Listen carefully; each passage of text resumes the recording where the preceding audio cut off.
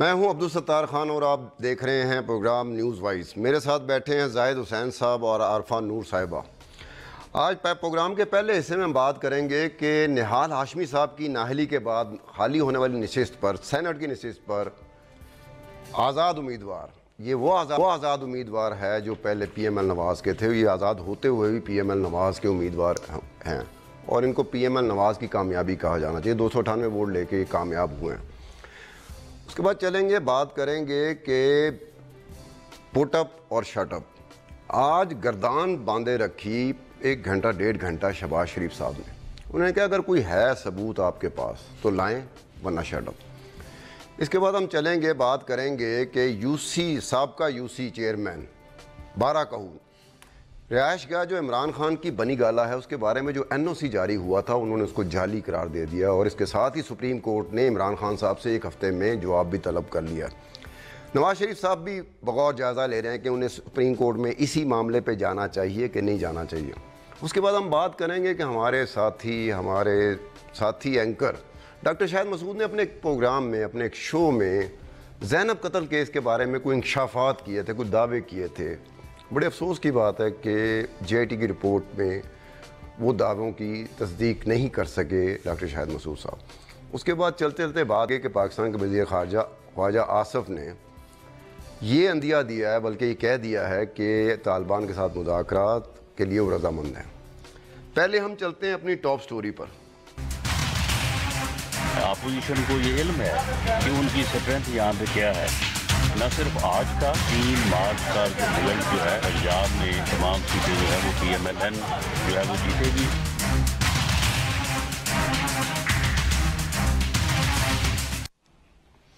حسین صاحب، یہ پہلے تو یہ ہوا ہے جو آج الیکشن ہوا ہے 298، یہ کوئی میجر اپسٹ تو ہے ہی نہیں، مثلا کہ یہ تو ایکسپیکٹڈ تھا۔ ایکسپیکٹڈ کیا تھا؟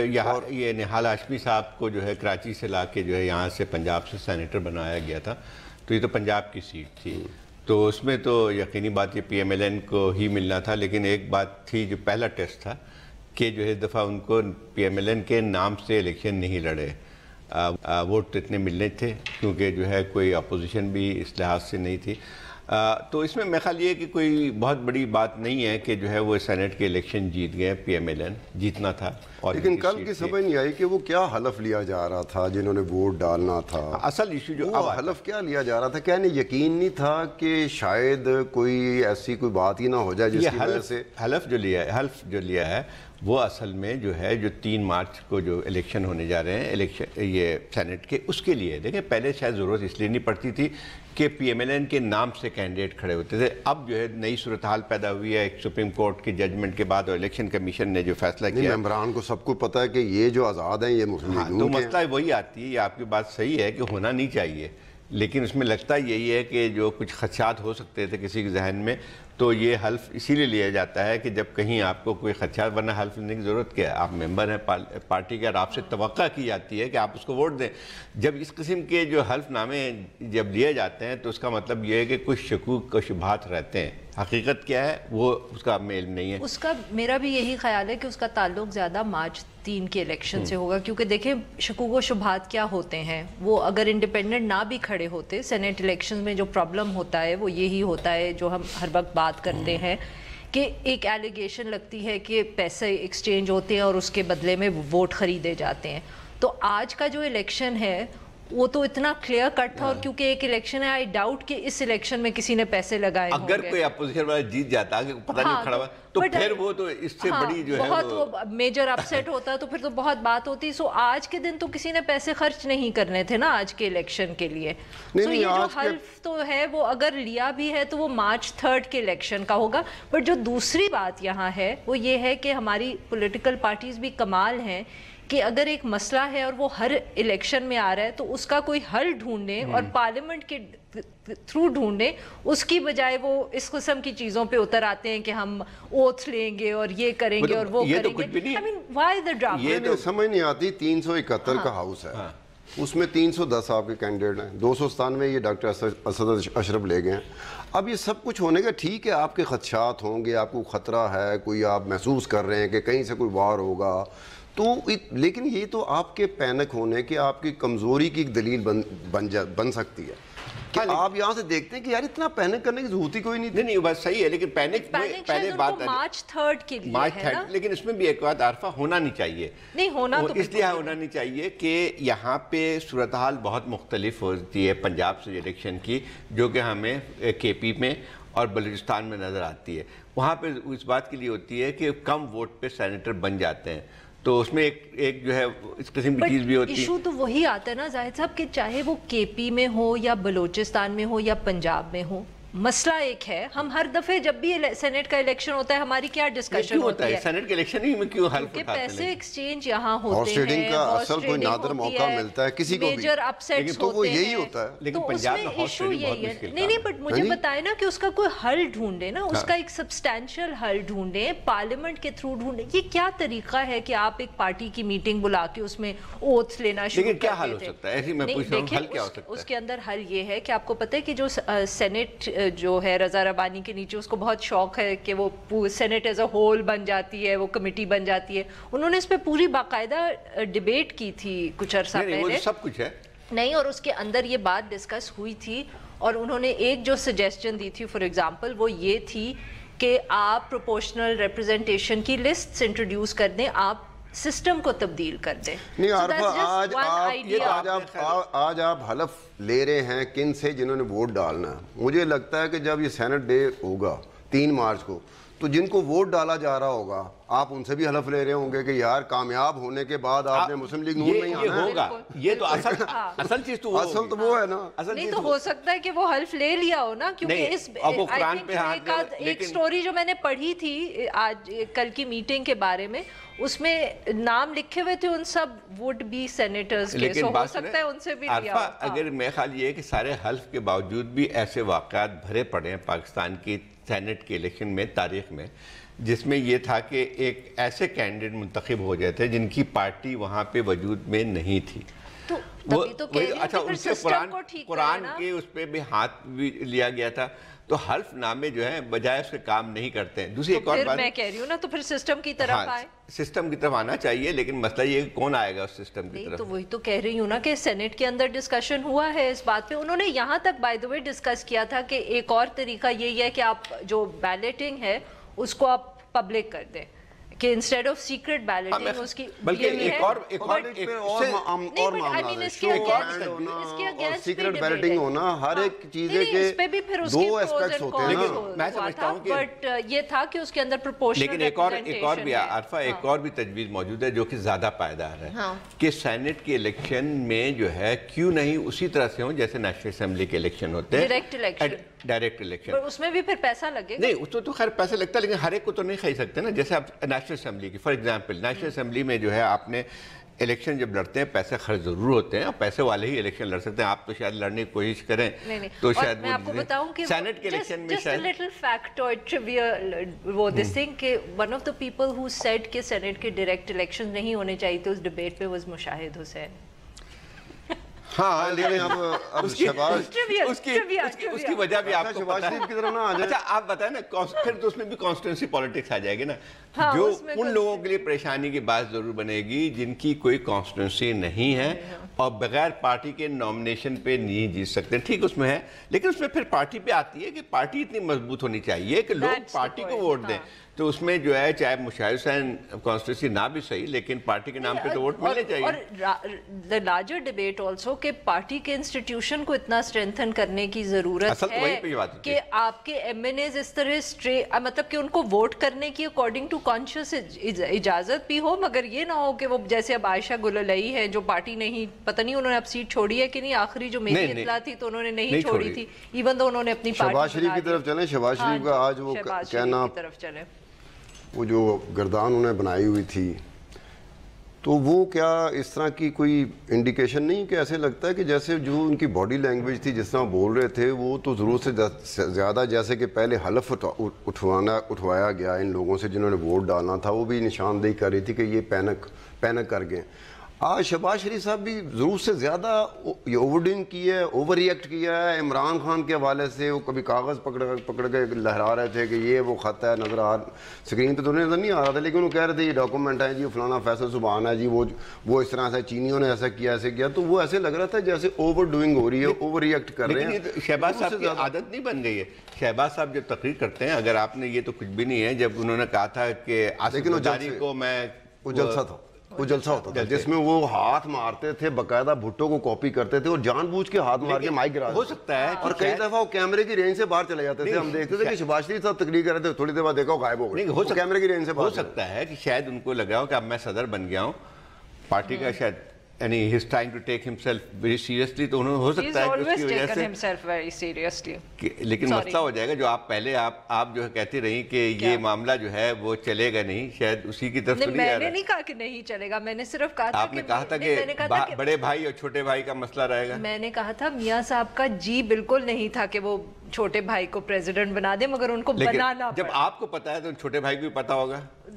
Hope fully, let's hope so. یہ خود بھی قائد بن گئے نا. آپ نے مجھے ڈرا دیا فار اے سیکنڈ کہ شاید ان کو نہیں پتا. ویسے پریزیڈنٹ اگر بنا بھی دیا تو اتنا بے اختیار پریزیڈنٹ, قائد تو خود بن گئے, اس میں اس کی پروویژن ہو نہ ہو, اختیارات تو سارے یہ استعمال کر رہے ہوں گے. بھئی اس صورت میں کیا ہے نا انہوں نے, آخر چیک اینڈ بیلنس ہوتا ہے نا, یہ شے کر دی, جیسے وہ شطرنج کی گیم میں نہیں ہوتا کہ شے ہو جاتی ہے, مات کر دی. اگر بتائیں کہ آج اگر شہباز شریف نے عمران خان پہ بہت, جیسے کہ آپ کہہ رہے ہیں کہ کاغذ ہلائے اور اٹیک, جوڈیشری پہ تو نہیں اٹیک کیا, صرف عمران خان تک ہی رکھا. نہیں وہ نہیں کرتے جوڈیشری پہ اتنا. شہباز شریف صاحب شہباز صاحب وہ ججز کے ایک لحاظ سے تعریف کر دیتے ہیں, بڑے بھائی کے بالکل برعکس. ایک بریک لینی ہے, ایک چھوٹی سی بریک لیتے ہیں. بنی گالا کے بارے میں بات کریں گے کہ عمران خان کی جو رہائش گیا اس کے بارے میں یو سی ناظم جو سابقہ تھے 12 کو کے اچانک وہ وارد ہوئے, انہوں نے کہا جو این او سی پیش کیا گیا تھا وہ جعلی تھا. اس پہ بات ہوگی بریک کے بعد.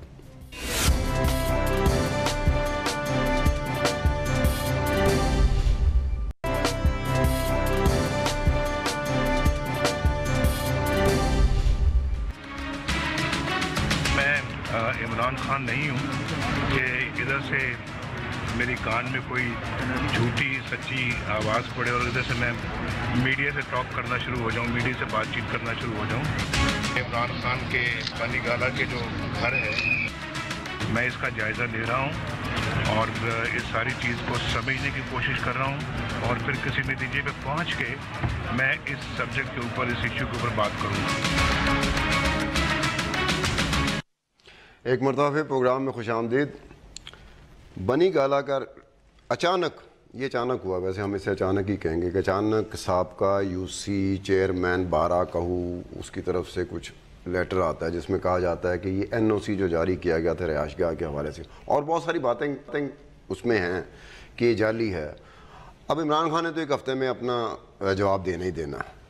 ہمیں پھر پتہ چلے گا کہ کس کی بات سچ ہے اور کس کی بات سچ نہیں ہے, یا کس کی بات میں وزن ہے یا دوسرے کی بات میں وزن نہیں ہے.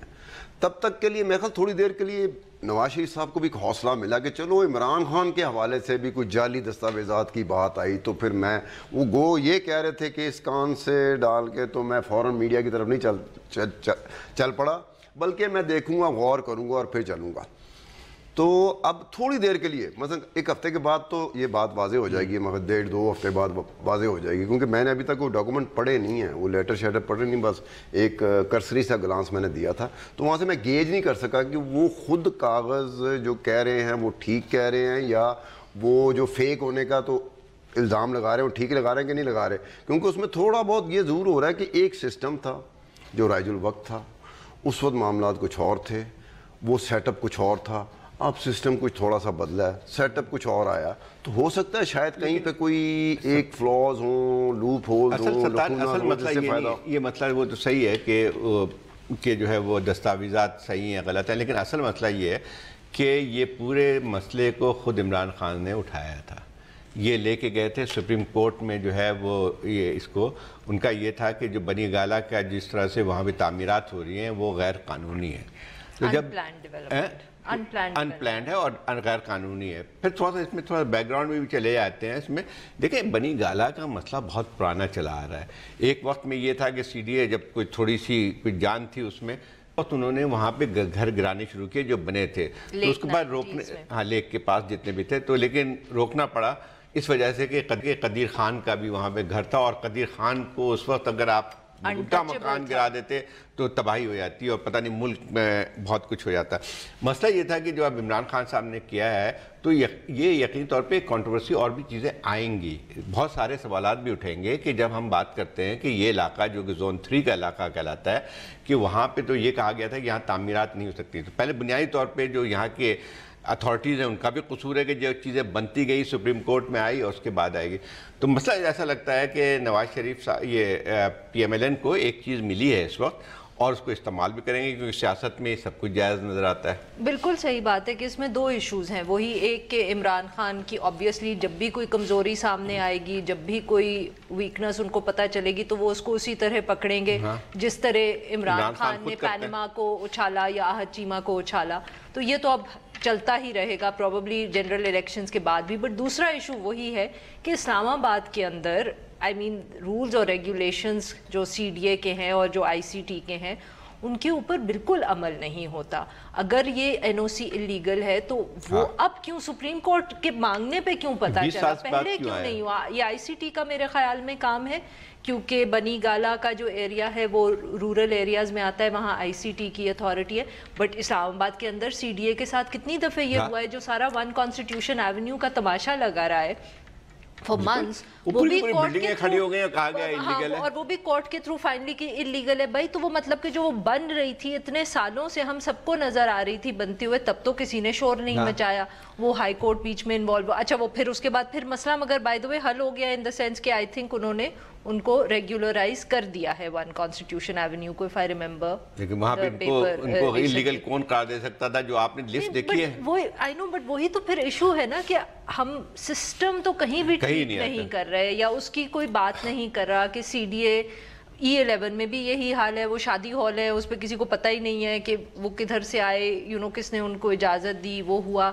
سو یہ تو اسلام آباد کا ایک بہت سیریس پرابلم ہے اور اس کو ہر جگہ اسلام آباد میں پہلے لگتا یہ تھا کہ شاید اسلام آباد میں بہتر کوئی چیزیں ہیں ملک کے دوسرے حصوں میں، لیکن جو نظر آتی ہیں چیزیں اسلام آباد کی جو ایکسپینشن کی اس وقت جو پیس ہے اور جس طرح یہاں کنسٹرکشن ہو رہی ہے تو اس کے اندر تو اب ان چیزوں کو دیکھنا پڑے گا، اور اس کے اندر دا سیڈ تھنگ از کہ جو لوکل گورنمنٹ سسٹم انہوں نے انٹروڈیوس کروایا اس سے کوئی فرق نہیں پڑا۔ ایک اور بات بھی ہے کہ اگر حکومت میں یہ ابھی تک ہے PMLN، اگر کوئی چیز غیر قانونی ہوئی تھی تو ان کا بھی ایک ذمہ داری آتی ہے۔ فرض کیجئے یہ ساری چیز 4 سال سے جو ان کی حکومت ہے یا اس سے بھی تھی جب عمران خان نے جب بنایا تھا، ان کے دور میں نہیں ہوئی، پچھلے دور میں ہوئی تو انڈو تو کر سکتے تھے نا کہ بھئی یہ ہمارے آنے سے پہلے یہ اپنا پولیٹیکلی اسے ایکسپلائٹ بھی کر سکتے تھے کہ دیکھیں جی ہمارے آنے کے بعد پرانے وقتوں میں یہ جو چیزیں چل رہی تھی جو آؤٹ سٹینڈ کر رہی تھی ہم نے آ کے ان کو ٹھیک کر دیا، انہوں نے بھی اس طرف۔ تو کورٹ کے فیصلے کے تو انتظار نہیں کرنا چاہیے تھا، یا کورٹ کے اگر فرض کی کوئی چیز غلط ہر چیز کورٹ کے تھرو ہی ہوتی ہے نا، وہ سسٹم تو کام نہیں کر رہا۔ یہ تو CDA اور ICT کی رسپانسبلٹی ہے جو شہر کی پلاننگ ہوتی ہے، اس طرح تو ہر محکمہ جس محکمے کا ذکر کریں گے، جس سرکاری ادارے کا ذکر کریں گے، at the end of the day یہ پتہ لگے گا کہ وہ اس طرح سے معاملات نہیں چل رہے جس طرح سے چلنے چاہیے تھے۔ ایک چھوٹی سی بریک لینے کی ضرورت پڑ گئی، اس کے بعد آئیں گے کہ ڈاکٹر شاہد مسعود صاحب نے جو الزام دعوے کیے تھے وہ GIT رپورٹ کے مطابق وہ دعوے درست ثابت نہیں ہو سکے۔ اس پہ بات ہوگی ایک چھوٹی سی بریک کے بعد۔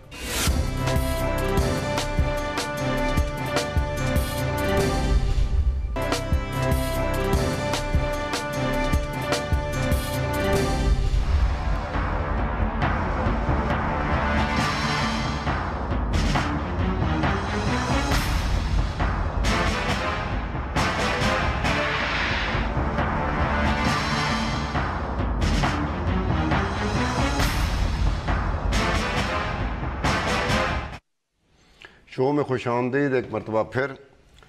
ڈاکٹر شاہد مسعود صاحب کا جو زینب قتل کیس تھا، اب جو دعوے کیے گئے تھے، ویسے اکثر یہ کہا جاتا ہے کہ جو ٹی وی اینکر ہوتا ہے خاص طور پہ، اخبار میں تو آپ کے پاس ٹائم اتنا ہوتا ہے کہ آپ کاؤنٹر ویریفیکیشن وہ ایک آپ اسے فلٹر کر سکتے ہیں، فرسٹ سیکنڈ تھرڈ فورتھ آپ وہاں تک جا سکتے ہیں جو بھی ٹیئر ہوتے ہیں فلٹر کرنے کے۔ لیکن ٹی وی ایک ایسی چیز ہے یہ اکساتا ہے آپ کو، یہ ٹی وی آپ کو ٹریپ کرتا ہے، آپ کو بولنا ہوتا ہے کہ آپ نے بولنا ہے، اور وہ بھی بڑی تیزی کے ساتھ بولنا, بڑی اونچی آواز کے ساتھ بولنا, اسی انداز میں بولنا.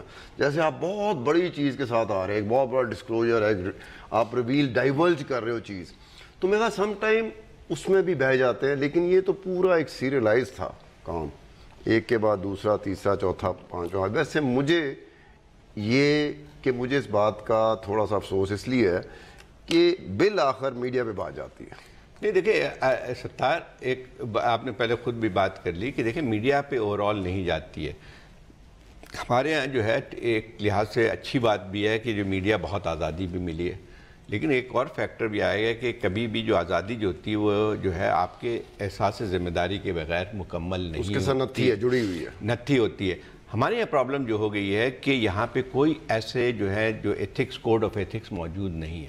اب مسئلہ یہ ہے کہ ایک اور جو پرابلم ٹی وی میں آتی ہے کہ ٹی وی جو ہے اینکر جب بیٹھتا ہے تو اس سے زیادہ پاورفل کوئی بھی نہیں ہوتا ہے. اس کے ہاتھ میں مائک ہوتا ہے, وہ چاہے جو کچھ بھی بولتا ہے تو وہ لوگ جو سمجھتے ہیں گاسپل ٹروتھ ہے. لیکن ایک اور جو سب سے بڑی بات ہے خاص ٹی وی کے پروگرامز میں, جب آپ مونولوگ کرتے ہیں, ایک آپ کے پاس مائک ہوتا ہے اور ایک تنہا آدمی بیٹھا ہوتا ہے جس نے 50 منٹ تک بولنا ہے یا 40 منٹ جو بھی پروگرام کا ہے, اور وہاں پہ جو دیکھیں آپ بعض دفعہ تو ایسی سازشیں نظر آتی ہیں کہ جیسے ملک ختم ہو رہا ہے, ملک بن رہا ہے, یا جو کچھ بھی اس کے ذہن میں آ رہا ہے وہ کہتا رہتا ہے. اس کو آپ اس انڈیویجول کے اوپر تو نہیں ڈال سکتے نا. It is the way the channel is working. Individual identify ہو گیا نا. نہیں, میں ویسے کہہ رہی ہوں کہ وہ اینکر بھی اگر وہ مونولوگ دے رہا ہے تو اس کو کسی نے اجازت دی ہے وہ مونولوگ دینے کی, اور کوئی اس کے پیچھے ایک ادارہ کھڑا ہوا ہے نا جو کہہ رہا ہے کہ آپ یہ انسکرپٹڈ مونولوگ دیں اور اس میں آپ جو مرضی کہنا ہے کہیں. آپ نے جو کہا کہ اخبار کے اندر 3, 4, 5 فلٹرز ہوتے ہیں, تو نیوز چینل کے اندر بھی وہ فلٹرز تو ہونے چاہیے, لیکن وہ تو ریسپانسبلٹی ہے اس چینل کی. اچھا, اب وہ نہیں کر رہے تو ہمیں اس پہ بات کرنی چاہیے. ایک کلچر ڈیولپ ہوا ہے نا. وہ کلچر کیوں ڈیولپ ہوا ہے؟ ریٹنگ. اور اس کے ساتھ ایشو دوسرا کیا ہے جو کہ if there is no code of ethics, اور if we feel کہ اینکرز مونولوگ میں کچھ بھی کہہ سکتے ہیں, کوئی چیز دے رہا ہوں تو بیک آف دی مائنڈ میرے ذہن میں ہونا چاہیے کہ اگر یہ چیز چیلنج ہو گئی اور عدالت عالیہ میں چیلنج ہوگی تو میں کیا کروں گا. یہ اگر اس اپروچ کے ساتھ آ جائیں, آپ کو کچھ چیز اور کرنے کی ضرورت ہے. ایک اور بات بھی, آپ نے ایک انڈیویجول نے بھی اپنی ذمہ داری نبھانی ہے, اپنے اوپر سیلف سینسر کرنا, اور کلیکٹیولی کبھی نہیں کرے گا. اس طرح سوچتے اس لیے ہے کیونکہ آپ نے اخبار میں کام کیا ہوا اور آپ کو یہ چیز سکھائی گئی ہے. ایک اور بات بھی میں کہہ رہا تھا کہ اب جو اس کے احساس ذمہ داری کیا آئے گی, جو بندہ یہ باتیں کر رہا ہے, اور ایسے اور بھی جو باتیں کسی فرد کی بات نہیں آتی ہے, تو وہ ان کو اگر ریٹنگ کی وجہ سے ان کو لاکھوں روپے ملتے ہیں تو ان کے لیے کیا ضرورت پڑتی ہے کہ ان کو اگر غیر ذمہ داری کا کرتے ہوئے, مظاہرہ کرتے ہوئے یا باتیں کرتے ہوئے ان کو پیسے بھی زیادہ ملتے ہیں, تو پھر تو ایک کلچر بن گیا ہے نا. ایک کلچر جب تک اس چیز کو ختم نہیں کریں گے, آہستہ آہستہ جو میڈیا کی یا الیکٹرانک میڈیا کی کریڈیبلٹی چیلنج بھی لوگ نہیں کرتے, لوگ ڈرتے ہیں. میں نے کئی دفعہ میرے ساتھ ہوا ہے کہ مجھے بندے نے کہا کہ یار یہ غلط رپورٹ ہے, تو میں کہا تم چیلنج کیوں نہیں کرتے؟ انہوں نے کہا یار یہ کسی دوسری طرف چل پڑے گا. ہم لوگ بھی تو گھبرائے لوگ ہیں نا, سوسائٹی بھی تو گھبرائی ہے, کیونکہ ڈیفیمیشن کے لاز نہیں ہیں نا. جیسے آج شہباز شریف نے کہا کہ ڈیفیمیشن لاز, کہ آپ ڈیفیمیشن لا کو اسٹرینتھن کریں کہ دا مومنٹ کوئی ایسی سٹوری چھاپے اور آپ اس کے خلاف کورٹ میں جائیں تو اس انسان کے اوپر کوئی وہ فائنینشیل برڈن تو پڑے نا. شہباز شریف نے خود کہا ڈیفیمیشن کے بارے میں, اس نے کہا کہ اتنا لمبا پروسیجر ہے, اتنا کمپلیکیٹڈ پروسیجر ہے کہ بندے کو سمجھ نہیں آ رہی ہوتی کہ اے پارٹی ٹھیک کہہ رہی ہے کہ بی پارٹی ٹھیک کہہ رہی ہے. وہ خود کہہ رہا ہے somebody who's been in power in Punjab for so many years, سب سے پہلے تو ان کو یہ خود کرنا چاہیے. اچھا, دوسری بات یہ ہے کہ اس پہ انتظار کیوں کہ یہ جو نہیں, یہ جو اس پہ جو الزام لگایا تھا, جو باتیں کی تھی انہوں نے بہت خوفناک تھی. شاہد مسعود نے جو باتیں کی تھی, جس پہ جے آئی ٹی نے بھی اب کہا, اتنی بڑی جو ہے ایک لحاظ سے کہا جائے کہ پوری یہ کہا گیا کہ یہ خبر بنیادی طور پہ وہ تمام چیزیں غلط تھی. ایک چیز کا کہیں ثبوت نہیں تھا. پہلی دفعہ چیلنج ہوا, اور پہلی دفعہ پتہ چل گیا. یہ اگر بہت پہلے چیلنج ہو جاتی, دیکھیں شاید بات ہے نا کہ دیکھیں یہ اتنا ہائی پروفائل کیس تھا, مگر اگر ہم سوچیں اس کے بارے میں کہ سیاستدانوں کے بارے میں روز چینلز کے اوپر کیا کچھ نہیں کہا جاتا.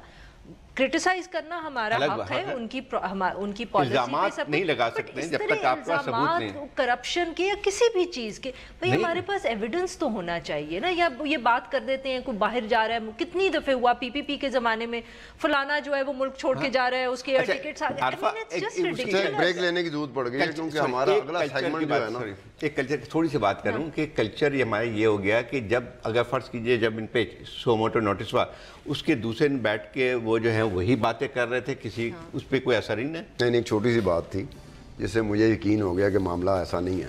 انہوں نے کہا کہ آج جب مجھے عدالت نے بلایا تو جب میں وہاں پہ گیا تو مجھے یقین ہونا شروع ہو گیا تھا کہ میری خبر سچ ہے.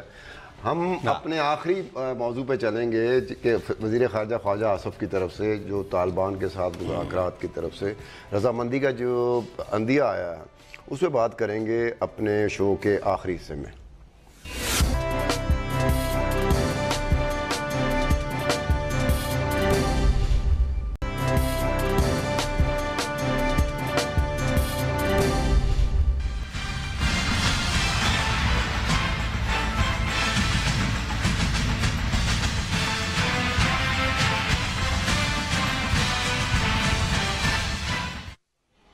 ویلکم بیک ٹو دا شو. جی آپ کیا کہیں گے؟